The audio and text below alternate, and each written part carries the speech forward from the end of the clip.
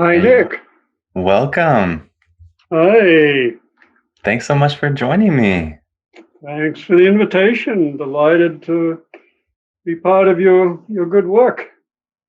I appreciate you having that attitude about it. Delight. That's Yeah, wonderful. Yeah, yeah. it's an honor to talk to you. Every once in a while I get to talk to someone who I feel like has always been held in this just extremely high regard and whose work I've had the opportunity to study in depth, and you're one of those people. So it's exciting for me to talk to you. And as I mentioned in an email, I thought that we could focus our conversation on enhanced well being. Sounds good. Thank you so much, everyone, for tuning in to the Psychology Is podcast. My guest today is Dr. Roger Walsh, who is, if you don't know him already, an extremely well respected figure in the field of psychology. And we are here to talk today about enhanced well-being, which is a term that I really like. Enhanced well-being. What does it look like not just to, be normal, not just to be free from a certain mental disorder, but what does it look like to actually be thriving and experience this enhanced level of well-being? So that's the focus of our conversation. And as I was just saying to Dr. Walsh before we started, it's difficult to introduce a person like this. You've written over 20 books, you've held many positions, you've contributed so much to academic literature, you've done so many things. So I'll let you introduce yourself and emphasize whatever you'd like to emphasize about your work. Okay, well, thanks very much, Nick, and thank you first off for what you're doing and bringing the psychological world to a larger community. Mm. And thank you for being inviting me to be part of it. I'm delighted. Let's see, my background. Well, I'm Australian by birth. Came here on a Fulbright scholarship after I finished medical school. Rapidly fell in love with California, found the natives friendly, decided I wasn't going anywhere, gave my Fulbright back and stayed. I did my psychiatry training at at Stanford University. Subsequently moved to the University of California at Irvine, where my primary appointment was in psychiatry. But one of the delights of having tenure, and one of my personal proclivities is academia rewards people for thinking very narrowly or kind of internal thinking. I'm much more interested in big pictures and contexts and interconnections, interdisciplinary work. So I've also meandered into other fields. I hold positions as a professor of anthropology and philosophy, and also a position in religious studies unit. So my work has been primarily in the psychological, psychiatric world, but with definite interest in bigger pictures, larger implications. Um, I've been drawn into a couple of fields I think I'd like to mention. One of them is in the context of my psychiatry training, I went through my own personal psychotherapy, and that was just absolutely life changing. It Mm. totally blew me out of the water. I discovered there was an inner universe as vast and mysterious as the outer that I had no idea even existed. Mm. And I felt like I'd lived my entire life on the top 6 inches of a wave on top of an inner ocean that I didn't even know was there.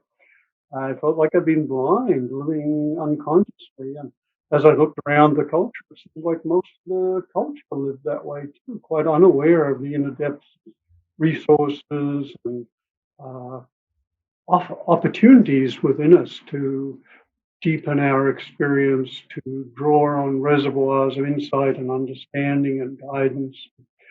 So that was totally life changing, and that drew me into a personal exploration of psychology, not just as an external research discipline, which was the way I'd approached it with an emphasis on neuroscience, but now as a personal exploration, introspective, and that eventually led to contemplative practices such as meditation, yoga, The day I got tenure, I applied. The day after I got tenure, I applied for a year's leave of absence to disappear into a monastery in Burma and do intensive meditation practice. So I increasingly I found myself drawn into trying to understand both personally and professionally contemplative practices, which are the traditions that traditionally have been aimed at fostering psychological well-being and maturation and into what were traditionally called spiritual arenas and possibilities and uh, capacities that all of us have but aren't very well understood in our society. Mm. And so one key emphasis of my work has been on trying to make sense of the world's contemplative traditions from a contemporary psychological and research perspective. And just one more thing I'll say is that, like so many of us, I've also been deeply concerned about some of the social and global issues we now face that really threaten our civilization and even survival as a species. So I've been deeply drawn into the psychological roots of our global crises, and looking at those and how we can understand ourselves and the situation and the crises so as to perhaps add an inner and psychological perspective to our understanding and approaches to these issues. Those have Mm. been some of the main threads. Mm. So much to say in response to all that. But just on that last note, I'm curious which of the global crises has had your attention most? Have you found yourself feeling most concerned about? Uh, well, of course, right now, pandemics are getting all the attention, and behind that, climate change is the one that gets most emphasis. But I have been personally concerned, and this goes back to my interest in the interconnection of issues and the bigger picture. I don't think we can separate them out. I Mhm. think we are dealing with what is sometimes called a meta crisis, a crisis which uh, involves multiple dynamics and threats, ranging all the way from the global population explosion to resource depletion to pollution to ecological degradation, species loss, climate change, and then there are nuclear weapons. And so Mhm. all these intermix and interweave in ways which constitute what is sometimes called wicked problems being problems which are tightly interconnected and coupled. They're so-called complex systems. And so there are multiple interconnections and what are called uh, tipping points, where if one element goes exceeds a threshold, then it's likely to result in so-called cascading failures, which that Mm. is failures in which kind of a domino-like effect. One system crash may lead to another system crash, for example. The climate change may change let's say, deforestation in the Amazon as local and widespread climate changes, which leads to reduced uh, rainfall in the Amazon, which leads to further loss, which leads to increased CO2, etc. You can see the Mm. complexities. So Yes. I think one of the contributions I'd like to make in my small way is to point to the importance of treating these as a whole and not. And of course, all of us will feel called to a particular issue, both because of we feel called by the suffering it evokes and it speaks to our particular capacities and skills and personality. But Mhm. I think there's also a role for some of us to keep in mind the bigger picture and the interconnection of all these things. Yes. And although I know this question I'm about to ask you is very difficult to answer succinctly, but I'll ask it anyway. And that is, what are some of the psychological roots of these crises? Yeah, well, you kind of answered the question. There are many. and each of us will choose our own particular ones to focus on, and those of us who have a psychological background will often have, most of us have a particular predilection for a particular perspective and approach, and so each of us can bring that kind of understanding to bear. Mm. If we look at, for example, let's step back and look very broadly. One of the areas of psychology which I think is just absolutely fascinating and important. And I'll just step back and say, I think for me, the most exciting psychological discovery of the last 50 years is the recognition that psychological maturation or growth or development can continue throughout adulthood. Mm. That we don't have to stop growing at the same time our bodies stop growing. Mm. And in fact, we now have a significant body of so-called adult developmental research which maps out stages of adult development that all of us can mature through. We don't have to, we can, and a lot of us do stop rather early. In fact, only 50% of people make it up to the highest level of conventional development, and only 20% of people move into the so-called post-conventional stages. So one broad brush way of looking at the root of our global problems is that really they're a developmental crisis for us. They really reflect our less than mature ways of living and relating, both to ourselves and to each other and to our planet. So that's one broad brush. Yeah, that's good. That's a good answer. And yeah, it gives me a different way of thinking about it, actually, just a kind of a fundamental immaturity. Yeah, it's very interesting. If you ask people, there's a wonderful worker on this global issues called Dwayne Elgin. He initiated the movement of voluntary simplicity. He was ahead of his time at that time, but now. Say the name of the movement again. And his name is Dwayne Elgin, and the movement is voluntary simplicity.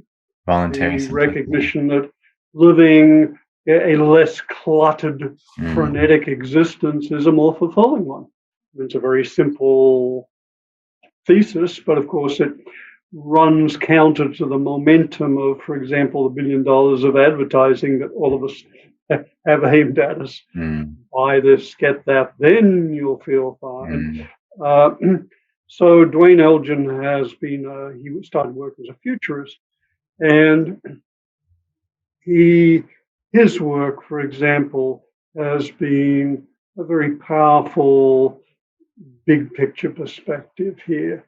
And so he's one person I point to as doing valuable work on this. But he asks audience, he gives a lot of public talks, and he asks audiences, in terms of humanity's developmental trajectory, say, what age would you think humanity is at, or humankind is at? And the overwhelming response is adolescence, which is rather interesting. Apparently, he says he gets this as it's the answer that almost he receives overwhelmingly when he puts that to audiences.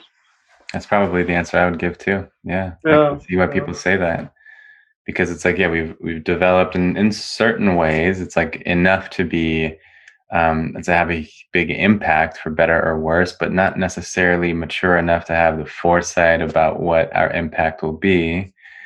Yeah, that's probably the answer I would give too. Yeah, well said. We're actually we're a little like we've become nuclear giants and technological wizards while remaining ethical adolescents and wisdom infants. And in some ways, we've become like the sorcerer's apprentice. We have enormous power.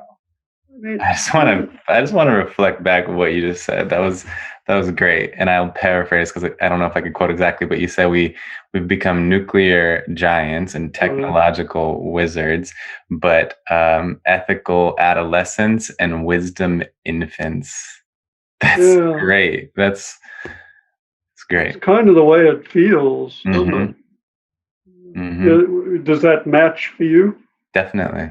And I think that there are some actual wisdom elders. But if we're thinking collectively speaking, the collective level of wisdom, yeah, it's perhaps infantile. And I'll, not to point fingers and not at myself. I take responsibility for my own ignorance and lack of awareness and foresight, and the way I contribute to any kind of degradation of the environment or anything. So I take responsibility. I'm not just blaming others, but yeah, collectively, that description sounds quite accurate.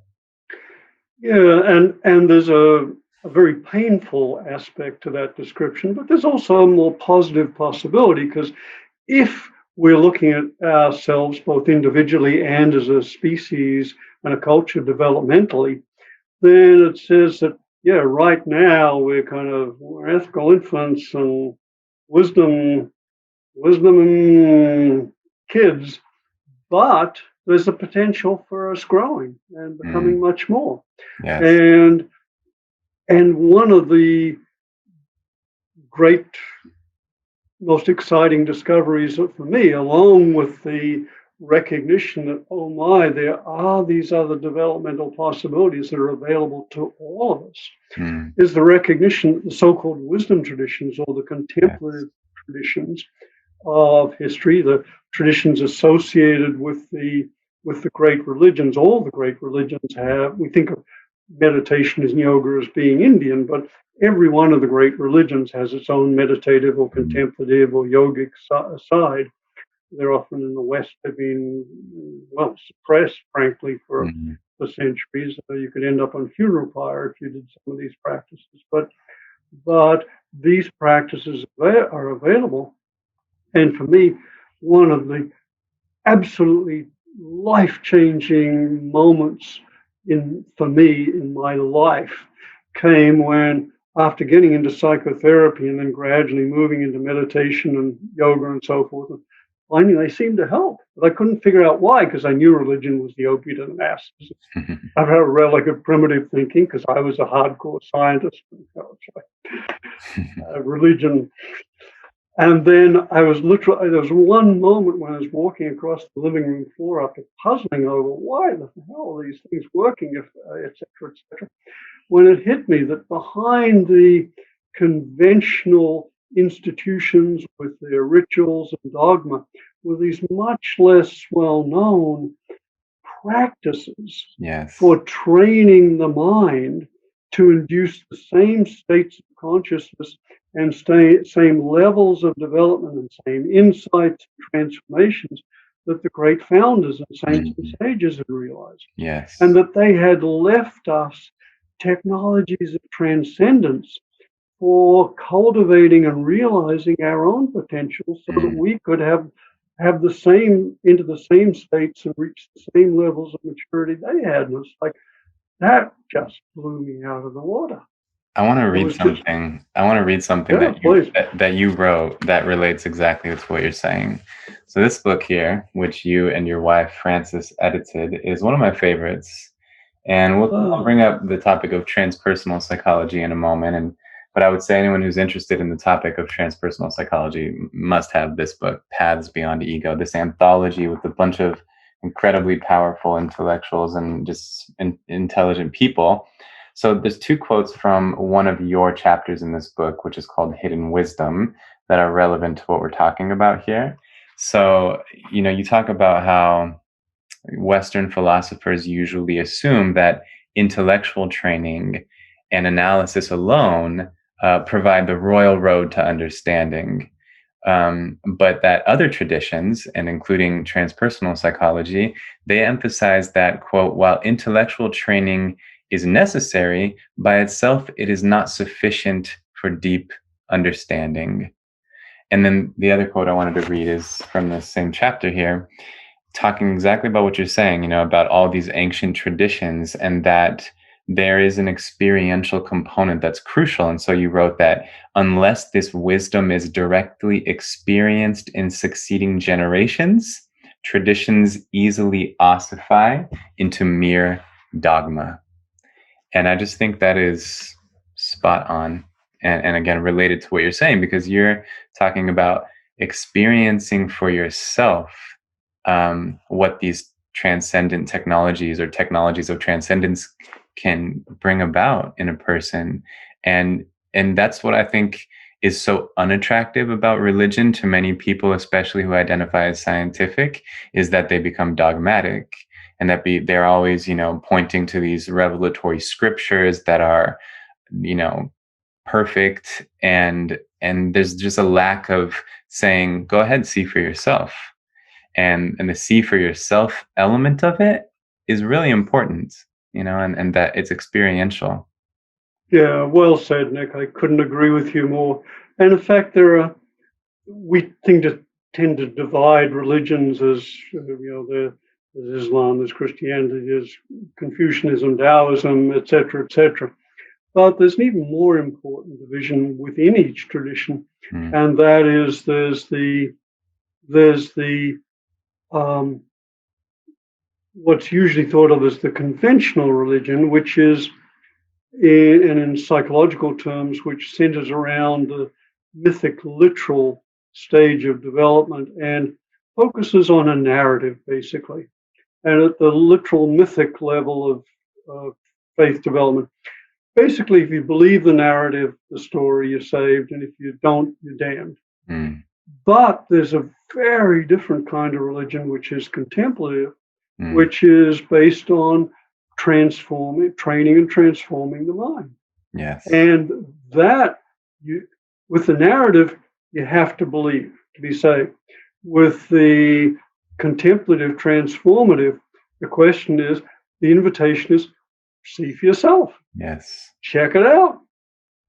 Yeah. Do the practices, cultivate the experiences, see if the claims are true, and find the ones that are useful for you and run with them. Exactly. You don't have to believe anything. Everything's open for testing. There's a Right. laboratory. It's a laboratory experiment. The laboratory just happens to be us. Exactly.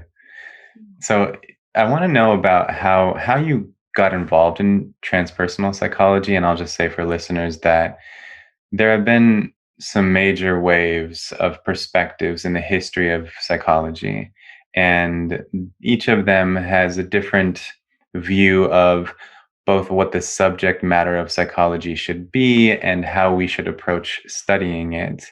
And so there have been, psychoanalysis, like with Sigmund Freud and Carl Jung. There's been behaviorism and humanistic psychology, and transpersonal psychology has been, it was founded around 1968 or so. You are one of the pioneers of the field. And I feel like, honestly, transpersonal psychology is responsible for being some of the first people to systematically investigate contemplative practices, and including meditation and yoga and even martial arts and psychedelic experiences and just altered states of consciousness. And now it's very mainstream. It's very popular. Meditation is one of the hottest research topics that there is. So I think that, the pioneers of transpersonal psychology have something to be proud of, because they were really the ones who were forward thinking enough to recognize that this is directly relevant to psychology. And there is incredible potential for therapeutic interventions that are based on these contemplative practices. So just wanted to kind of give that context for people. And so tell me, you can add anything you'd like to say about the nature of transpersonal psychology. And then tell me, please, how did you go from studying psychiatry at Stanford to becoming involved in transpersonal psychology? Yeah, where did I go wrong? Well, I feel very fortunate. First, my Fulbright landed me in the San Francisco Bay Area in the midst of this extraordinary intellectual and spiritual ferment, and really, it is extraordinary that this is the first time in human history we've had all the world's religions and contemplative traditions available to us to study and research. I had a conversation with Ken Wilber, the founder of integral theory, and we were trying to figure out when was there a time like a place like San Francisco. And the best we could come up with was Alexandria 2,000 years ago. It was a meeting of world traditions and contemplative practices and religions. And it hasn't really been safe for a couple of thousand years to explore multiple traditions. So this is the first time we've been able to draw on these. It's the first time we've been able to look across traditions, both religions, but my own particular interest is more in the contemplative practices, and look at what are the common features of these? What do they all claim? For me, one of the great questions has been, what are the greatest minds in human history, the great saints and sages and philosophers and thinkers? What have they said are the qualities of heart and mind that are most worth developing in order to live the fullest possible life for a human being? And that was actually the subject of a book I did called Essential Spirituality, the Seven Central Practices. What I found was it looks like all of them agreed there were 7 qualities of heart and mind, qualities like ethics, living ethically, and transforming emotions from, say, destructive ones like anger and fear and jealousy to positive ones like love and compassion and joy. It was important to train attention in order to be able to focus the mind in a laser-like, stable way. It was important to refine perception, both external and internal, so we could become more sensitive and nuanced. It was important to develop wisdom, deep insight and understanding about life and how best to live it. And finally, as the culmination practice for them all, these practices weren't done for oneself alone, but they were done in order to become a more effective instrument of service for the welfare and awakening of all. So, yeah, that was very beautiful for me over a period of years to kind of look across these traditions and finally begin to see the common threads and just how in each and every one of these traditions agreed on these. And just to give one thing, the thing that surprised me most in those years of studying the different traditions was that every one of them said, for every single one of these qualities, if you want to develop this quality, hang out with people who have it. So it really emphasized the importance of community, of like-minded fellow seekers and practitioners and idealists. So I was very fortunate as the time I was doing this exploration that transpersonal psychology was emerging as you implied, after Freudian, behavioral, and humanistic, as the first psychology approach that was interested in both, as humanistic psychology had been, in our positive potentials and capacities and human potentials, as they were called, but also in the recognition that there was more beyond self-actualization. Abraham Maslow, the great humanistic psychology pioneer, had pointed to self-actualization as the motive at the apex of his so-called pyramid of needs. But it's not often realized or known that in his later life, Maslow said that beyond self-actualization is self-transcendence, the capacity to and the desire to recognize that we are part of something larger and part of the cosmos, and to recognize that our identity can even embrace the entire cosmos. We can recognize our interconnection with and even our oneness with all people, all beings, and naturally compassion and love and concern flow from that. So I was interested, I was very happy to discover these pioneers creating a psychology which was interested in human potentials and in the recognized that in other cultures such as India and China, there were millennia-old history of interest in these concerns and in cultivating them. And then, of course, there was the influx of psychedelics at that time, which had their problems when used unskillfully, but there's enormous research showing that used skillfully and carefully under the right circumstances by the right people, and that they could lead to major therapeutic changes and breakthroughs for people. So all that was happening in the ferment of its time, and transpersonal psychology was trying to make sense of this and was, as you said, the first school which introduced the idea of states of consciousness and contemplative practices which induced them, and the recognition that psychedelics could temporarily induce these states.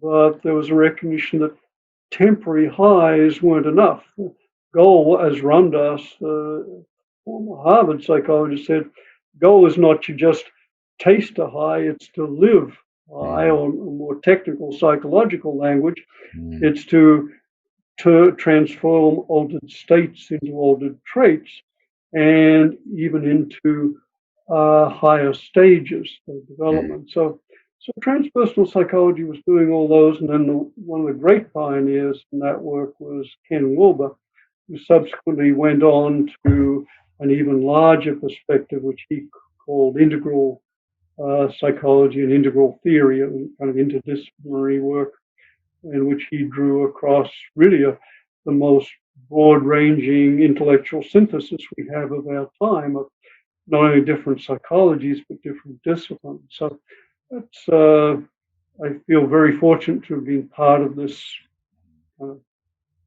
discovery process that's been going on. Yes, beautiful, well said.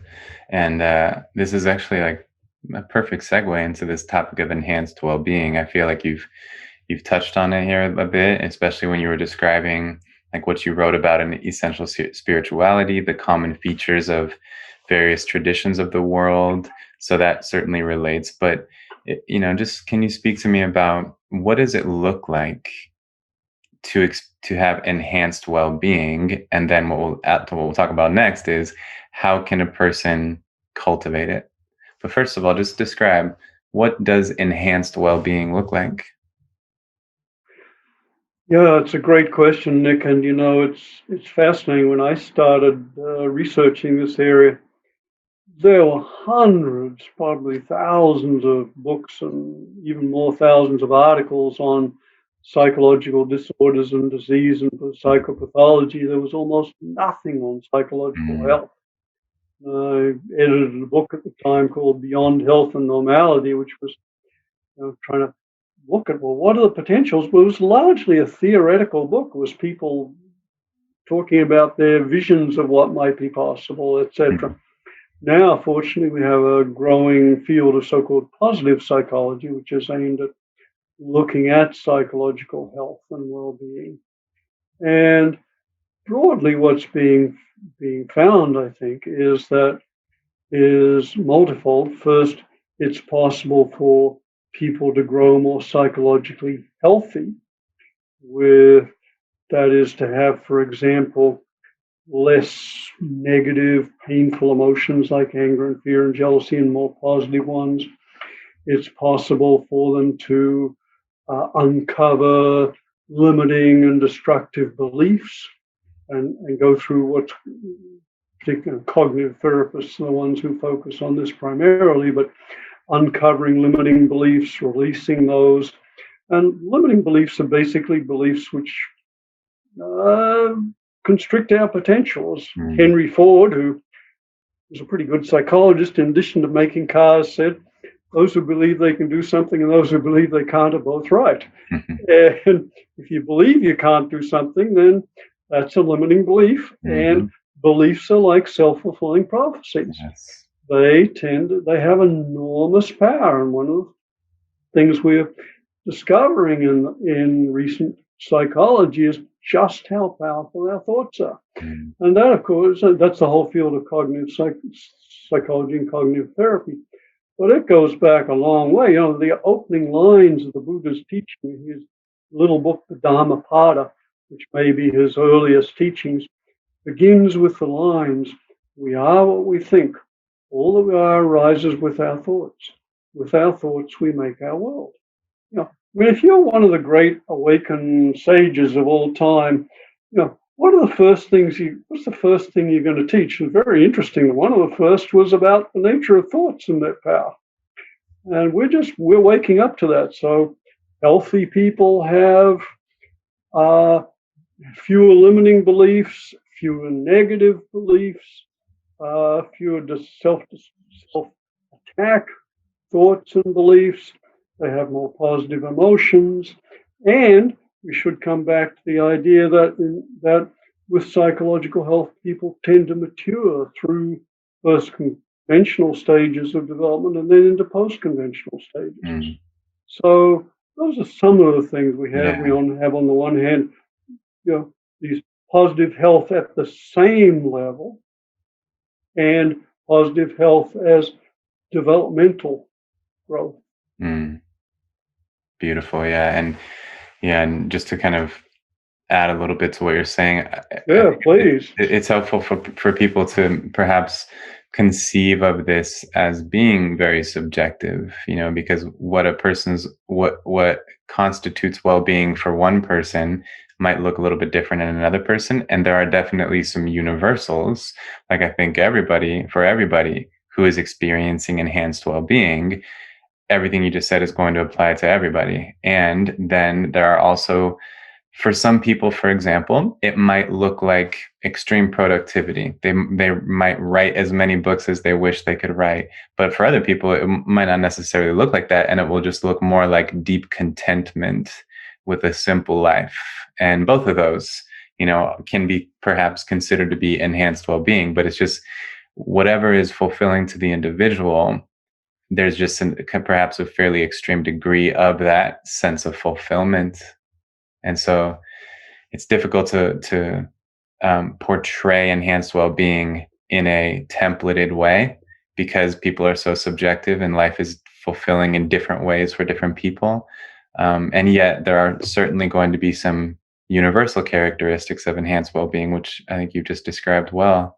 So then go ahead. Yeah, that's nice. No, that's very nice. Thank you, Nick. I'm really glad you added the more individuated or nuanced perspective to that. And I think what you're pointing to is a very important principle of so-called self-actualization, as Maslow said, or individuation, as Carl Jung called it.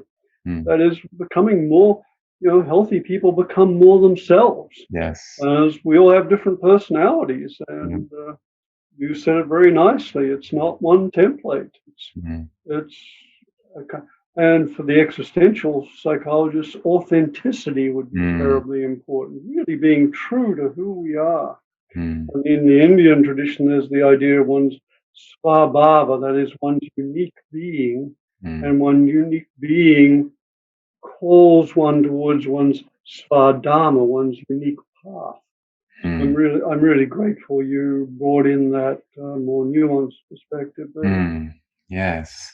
And then I'm sure there's a nuanced perspective when it applies to the methods by which we cultivate this enhanced well-being. So that too, of course, is dependent on the individual. But with that too, there probably are some pretty universally effective ways that we can cultivate well-being. So what's your understanding, steeped in the literature as you are, what's your understanding of those kind of very reliable ways of being, or things people can do, or things like this that bring about enhanced well-being? Yeah, that's a great question, Nick, and it's really one of the great questions of our time, because this is really the first time in history we've had available to us the understanding and practices for enhancing well-being on a broad scale.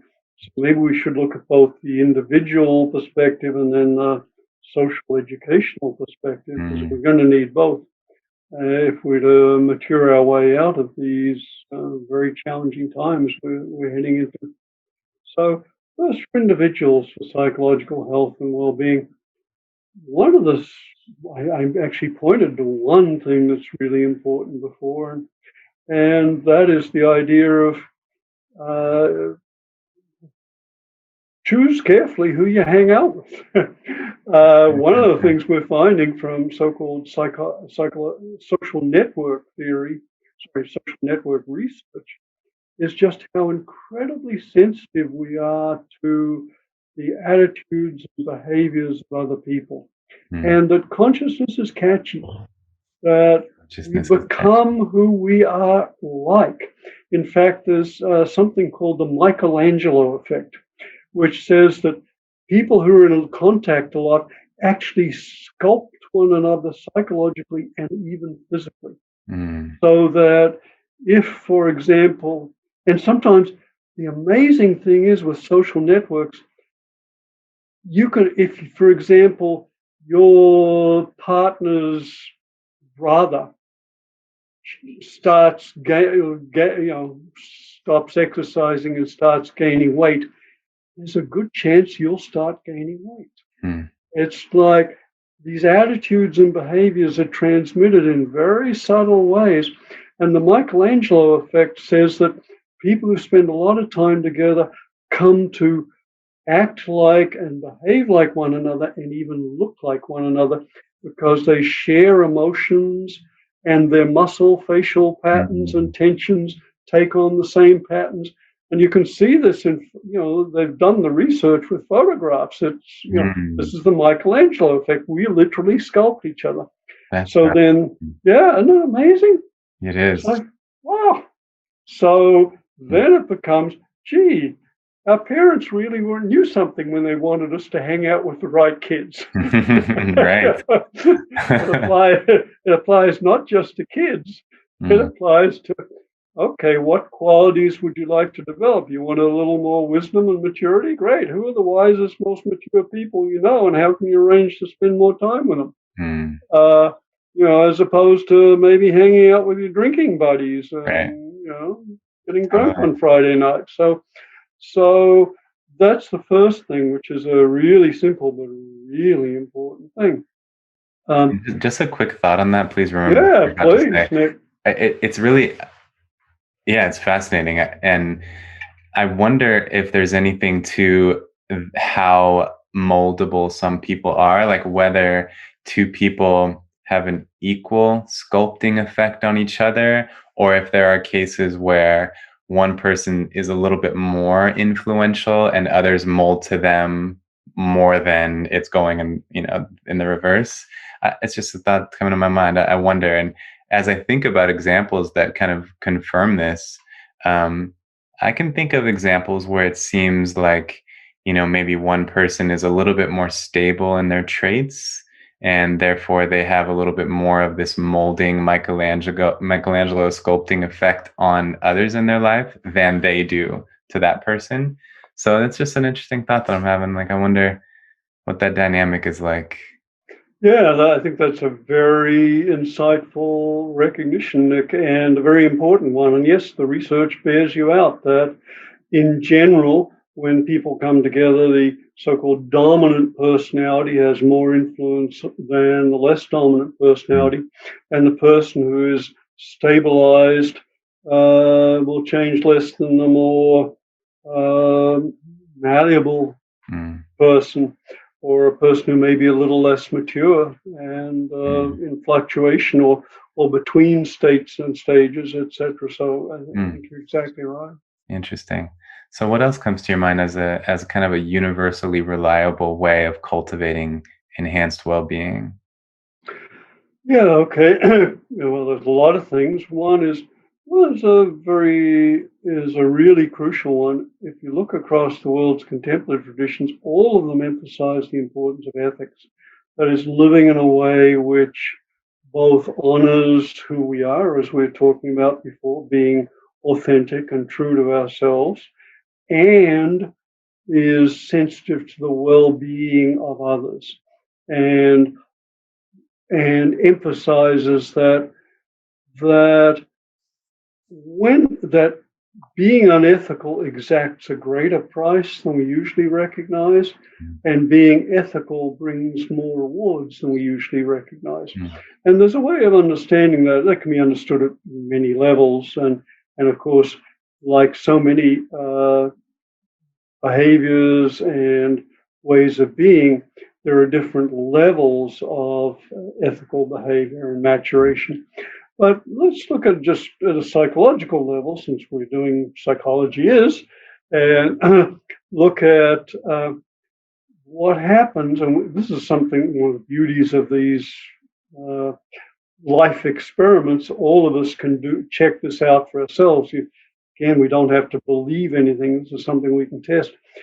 Notice when you're tempted to be unethical. That is, when you're tempted to to act in ways which will hurt or attack or damage someone, including yourself.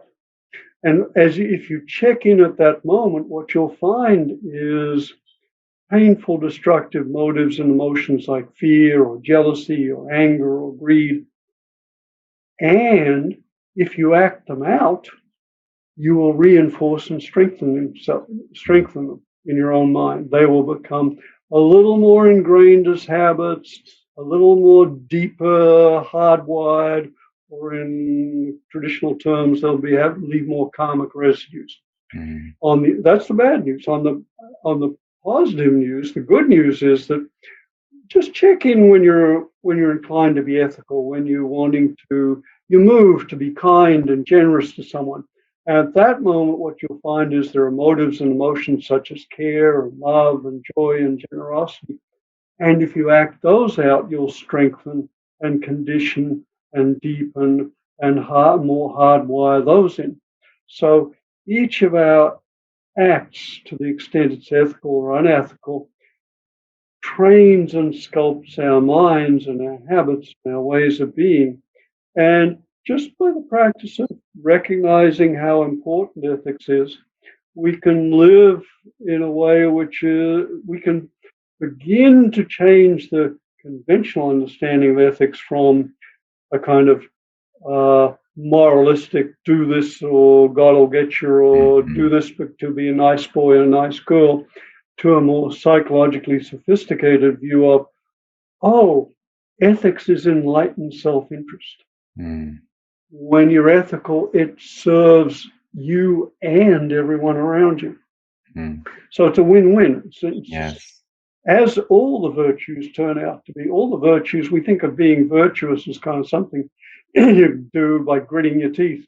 But after you begin to really understand them, you see, after you develop the wisdom of insight into their nature, then you see that actually they're the ways that make most sense to live. So we're enhancing well-being. We can talk about ethics.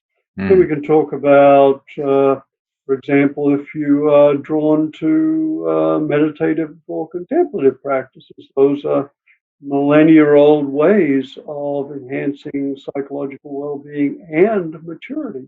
So those are very, very powerful. Yes. Another practice is generosity and service to people. That turns out to be a very skillful way of enhancing our own well-being. And we can look at it both psychologically and from the research. From the research, there's now a huge body of evidence showing that people who are more generous, who give of their time and their energy and their resources to help others, gets what's called a helper's high. They immediately feel better. But they don't only get a short-term helper's high, they get a long-term benefit in both psychological and physical health. Amazingly, they even tend to live longer. So that's interesting. Yes. But and again, sorry, I realize I'm kind of on a bit of a run here. I want to hear your side of that. No. But if you check in there when you're inclined to be generous, again, you'll notice those feelings of joy and care and love and compassion, and you reinforce those in giving. So giving is a wonderful way of not only feeling better, but of training the mind, enhancing our own psychological well-being, and enhancing the well-being of everyone. Generosity turns out it's just a win-win game. It's beautiful. I think many people are well aware of the phrase vicious cycle, but fewer people are aware of the phrase virtuous cycle. And that's a good thing for people to know about. The virtuous cycle, which you could sum up quite simply as when you do good, you feel good, and when you feel good, you do good. And so doing good leads to feeling good, which leads to doing good, which leads to feeling good, and around this virtuous cycle you go.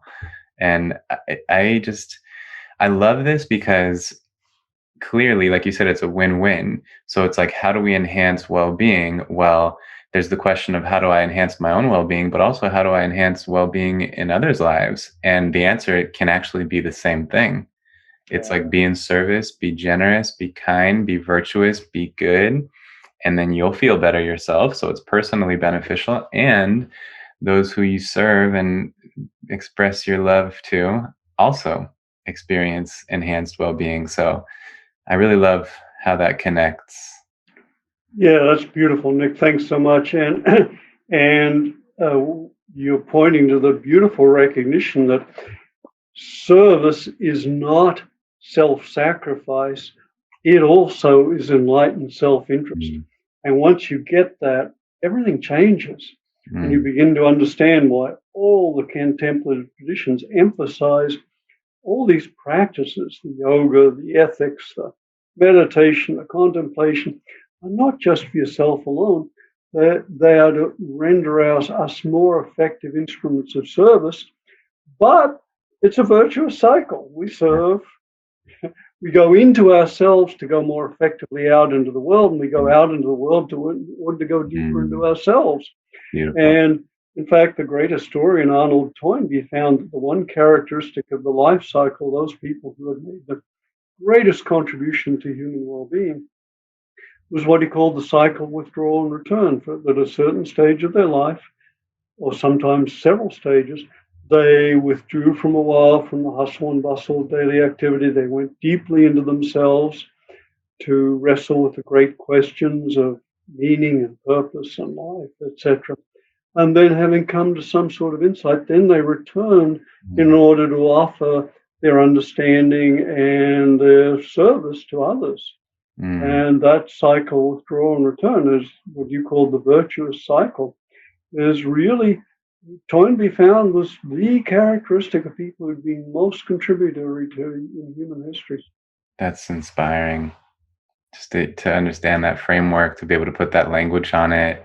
And it's, the metaphor of breathing is coming to my mind, like the inhales, the withdrawal, the exhales, the return, and they feed into each other. They're interdependent. Yeah, you can't do one without the other. Exactly. Wow, this is beautiful. So much wisdom flowing out of your mind right now. I wanted to ask you a couple of personal questions, and I checked with you ahead of time, and you said you'd be okay with that. Oh, And yeah. so, two main questions, and the first one is just about your own work. You personally inspire me because you have been just so productive and influential. And so, my question is, what how have you been able to do everything you've done? Written 20 books and just held teaching appointments and provided counseling and done research and just be a husband and a person. So just whatever comes to mind. How have you been able to do all this? Well, first off, I need to acknowledge I've had an extremely fortunate life. I grew up in Australia under pretty fortunate circumstances. I was able to go to university in a country in which tertiary education was free. All education was free, so I had that. I had the good fortune of getting a Fulbright to come to Stanford and to be able to be exposed to some of the great minds and people here. Had the extraordinary good fortune of being exposed to the contemplative practices and having great teachers, Jack Cornfield, Dan Brown, many other people I could mention. I was fortunate to find mentors who have been very important to me, teachers, and continue. One of the things I learned, unfortunately a bit late, but just how important it is to have mentors at every stage of life. So Mm, I've been deliberately looking for mentors and people I can learn from, and this is such a rich environment for doing that. So that's, in one sense, I've had what the Tibetans call a free and well-favored life. I've been free to follow my interests, and I've been uh, free of the illness and all the major things that can get in the way. I've been well mm, favored with friends and community and a university appointment, which gave me a lot of freedom. So I had all those. And then on the personal side, for better or worse, I've been very hardworking. sometimes bordering on workaholic, but it's hard to tell what's healthy and what's problematic because I've always been able to do what I loved. And it's been both maybe partly a compulsion, but it's also been a deep love, and just be able to follow the interests, follow the topics that are of most interest. And then I feel very fortunate in having been deeply immersed in the contemplative practices. And I've really spent actually a number of years in meditation retreat doing these. So those have kind of cleared some of the debris out of my mind. Not all of them by any means, but that I think has helped me see a little more clearly and deeply and broadly, and see some of the interconnections. And then I was also very fortunate in having a long-term, wonderful marriage with my late wife, Frances Vaughan, who was a very notable psychologist, and she was several years older than I was, and really was a very profound, not only a wonderful partner, but a teacher in many ways for me. My great life teacher, and supported me in my work, and was just so all those things I think have played a role, and also the desire, I think, that all of us have. As my wife said, everyone wants to give and receive love, and everyone wants to be supported and to support others. And so, having recognized particularly from contemplative practice, how beautiful an experience it is to be able to give, I really wanted to have this opportunity to research and write and teach, to be able to put out ideas. And I think the idea which a growing number of us are playing, and I think the idea you're playing, Nick, with your podcast, is what are the most strategic ideas we can get out into the culture at this time? We're in real trouble. Okay, but ideas are if we could get the right ideas out, what would have most impact? What would transform things most? As the Greek scientist, mathematician Archimedes said, "Give me a point to stand, and I'll move the earth." Well, what's the point we can stand where we can insert the most beneficial ideas into the culture? And you've created this beautiful podcast to get ideas about psychology out into the culture more widely. And bless you for doing that. Thank you. And likewise, I've been looking for what are the most strategic ideas I can get out, and a couple of them we've talked about. For example, I'd love to transform our culture's understanding of ethics from the idea it's this sacrifice to the recognition that it's one of the most skillful things we can do to enhance our well-being and the well-being of everyone around us. Just beautiful. Yeah, you touched, that was a very well-rounded answer. You really just shined light on many angles of influences in your life, including your own traits, like being hardworking, and just, I like what you said about having mentors at every stage of life. I think that's a good one for me to hear personally. I think we often get in the mindset of like, we get to a certain point and then we become the mentor. And while that can be true, it's also good to still have mentors. And then, the other question I wanted to bring up was related to your wife, Frances. And I'm sure at least some people listening and watching right now know of her. She too was a major figure, like you said, a notable psychologist, and anyone who studies transpersonal psychology knows Frances Vaughan. And so I wanted to ask you, first of all, I just want to acknowledge, her passing. I think that it was 3 or 4 years ago, right? Yeah, right. My compassion. I can imagine that's still quite difficult. And so I just wanted to ask, what was it like to be married to her and to work with your partner? I think some people are afraid to like have that professional relationship along with a romantic relationship. So how were you two able to handle that? Yes. Yes. Well, it was a process. Well, first off, First off, I was extraordinarily gracious. She was, thank you very much for the beautiful things she said about her, Nick. She was a truly amazing human being, extraordinary woman, very, super smart, went through Stanford in 3 years, received 3 honorary doctorates, was president of 2 national psychological associations, was a mother, grandmother, and along the way somehow managed to write 100 articles and I think 7 books. So, it's Wow. like okay. Not to mention, putting up with me for all those years. So that's pretty impressive. But first off, it was an extraordinary privilege. We were well matched. We were both in the psychological world, both spiritual practitioners. She had wrote and taught about similar issues, similar topics. And it was just it was extraordinarily enriching to have a companion who was a fellow explorer and who was deeply committed to the fundamental questions of life and who was just extremely bright and extremely creative and also very awake. She and a wise woman. The few years back, there was a research study looking at investigating wise people in the San Francisco Bay Area. A doctoral student at one of the universities here did it, and he compiled a list of wise people and then asked them who they thought were the wisest people they knew, and then asked those people. It's what's called snowball sampling, and ended up with 2 lists. And there was only one person in the San Francisco Bay Area who appeared on both lists, but I was strictly forbidden never to talk about it, so you'll never know who that person was. But I had the privilege of living with.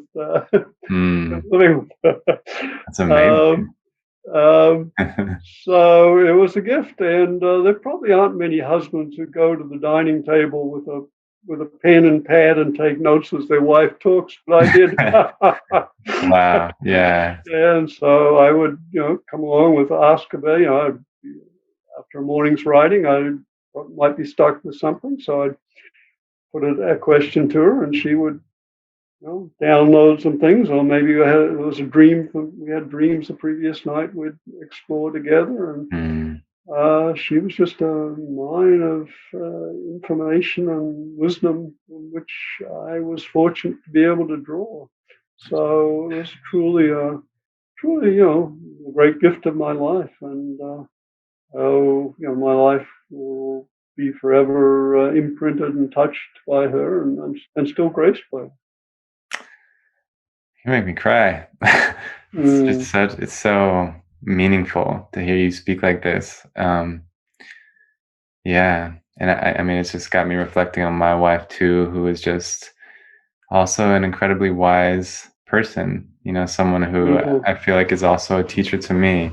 And so it's very meaningful and inspiring to hear you reflect like this, and then to kind of personalize it and realize like I'm in it right now. I'm with her. She's here still, and so you're inspiring me to really soak it all in. So, that's beautiful, Nick, and I think at their best, good relationships, good marriages are teaching learning situations. The reality is we are teachers and students and patients and therapists of everyone we come in contact with. It's not like we're pontificating to them, but everything we believe is expressed in our behavior and our interactions, and so it really makes a lot of sense to work on oneself and try to have the healthiest belief system and personality one can, and to honor everyone I think to the extent we honor everyone as a teacher, it just enriches our learning capacity so much. Yes. And and there's no one we learn more from than our spouses. Right. That's the advanced. That's the advanced practice. One thing to do Yeah. a 3 month silent meditation retreat. It's another thing to be in a marriage. Amen. Amen to that. Yes. There's a saying, I think, a Chinese saying: if you want to be praised, if you want to be criticized, marry. If you want to be praised, die. Wow. So, but the criticism, I mean, it's hard to take, but Sure. it's also really valuable. And Yes. I think one of Frances's best lines once was, "Roger, only one of us can afford to take you seriously in this relationship, and it's not going to be me." That's great. It's funny too, just reflecting on being a professional and being married. I find that, my wife keeps me honest in a sense that I show up to the world in a very particular role, often either as a professor or counselor or a teacher of some kind. And while I'm quite authentic in that role, it's still a role, And so if ever I am acting very differently in that role than I do at home, my wife is like the mirror to that. And, it's like, thanks to her, I'll never be like a Dr. Jekyll and Mr. Hyde situation. I'll never be fake to the world in extreme contrast to how I really am behind the scenes. And it's really thanks to her. She just honors, all of the things I do professionally. And, she praises me sometimes and has recognition and all that. But she also, like I said, just keeps me honest and calls me out if I'm acting, I don't know, immaturely, for example. So yeah, Really beautiful. And you basically, I think one of the things you were pointing to is that you're being called to be authentic. And I think one of the things that Frances and I learned was that one of the most valuable things you can do in a relationship, not always easy, particularly at the beginning, but over time it becomes easier, and that's just to practice truth telling. But truth telling in a particular way, usually when we think of truth telling, we think of saying the most painful thing or the most hurtful thing, just and yet speech, the art of skillful speech is really an art. And I found no better guidance than that of the Buddhas, who said, say only what is true and helpful. And Frances and I found it very powerful and enormously growth-inducing commitment to make a commitment to tell the truth, to say only what is true and helpful. And it's a challenge because, of course, we all fudge, but over time, what you find is the fudging exacts a cost because you're constantly trying to maneuver and when you can say the truth, when you're willing to say the truth, it's an extraordinary gift. And what you find is that the degree of intimacy is a function of what you can and can't say. And every thought you're unwilling to share creates a sense of separation from the person. And when you reach a place in a relationship when you realize there's no experience I have, there's no thought I have that I cannot share with this person, it's extraordinarily freeing and relieving and intimacy inducing. It's just a whole nother level of intimacy. And of course, it's a practice, but it becomes easier over time. Really makes a difference. That is profound and just so relevant. And I think that's, that intimacy is also at the heart of feeling a connection.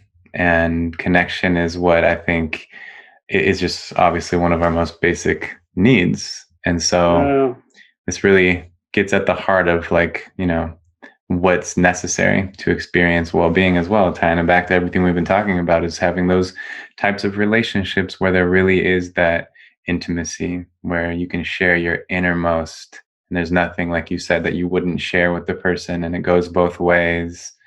It's what a beautiful type of connection to have. Yeah, such a privilege, such a gift. Hmm. Yeah. Well, where can people find you and your work? And I know you do some public speaking still. So what's your website or what? Let's see. Yeah, I think the best way is just to go to my website, drrogerwalsh.com, and there are a lot of there are links to talks and videos and so forth. And if you give me this one, I'll put this up, and Beautiful. also all the articles. I think most of the articles and chapters I've written are up there, freely available. Also the books. I've done a number of books. You kindly mentioned Paths Beyond Ego. I mentioned Essential Spirituality. I've also did one on wisdom, the world's modestly titled, The World's Great Wisdom. But I edited it. I didn't write it, so I can get away with that title. And I also edited a book on psychedelics, which we interviewed some of the great researchers of early pioneers of psychedelics. That was called Higher Wisdom. And so, information on those is available. And perfect. I think that's the place to go. I'll be sure to share that link for people in the description. And I will definitely send you the link when we publish this. We have a little bit of a backlog of podcasts lined up here, so it'll probably be 3 or 4 weeks, and then we'll publish this one. And I trust you feel my gratitude, because it's very strong. I hope it's coming through the computers right now. It is, Nick. I really do get it. Thank you very much. You've been a wonderful, warm, informed host, and I'm very touched. And it's been a beautiful exploration of topics that I feel are both dear to my heart and very important. And I'm very grateful to you for allowing me the venue to get some of these ideas out. So thank you for your good work, and all best wishes for it. Wonderful. Thank you. And I look forward to connecting with you again. Yeah, may it be so, Nick. All the best. All right. Take care. You too. Bye. Bye. If you like this video and you want to see more, please subscribe.